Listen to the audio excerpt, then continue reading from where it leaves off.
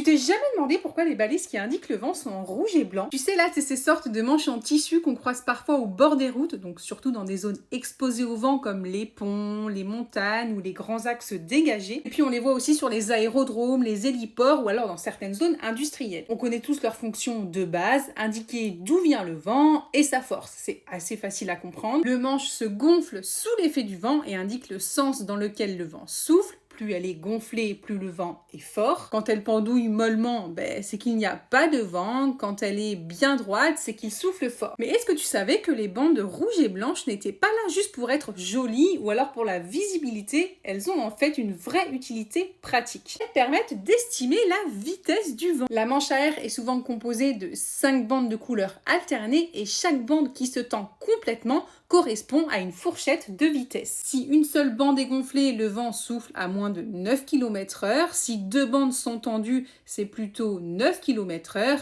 etc. Quand la manche entière est droite avec ses 5 segments alignés, on peut estimer un vent d'environ 45 km/h ou plus. Un système ultra simple mais hyper efficace parce qu'en un coup d'œil, on peut savoir d'où vient le vent et à quelle vitesse il souffle sans aucun instrument électronique. Alors, est-ce que tu le savais ?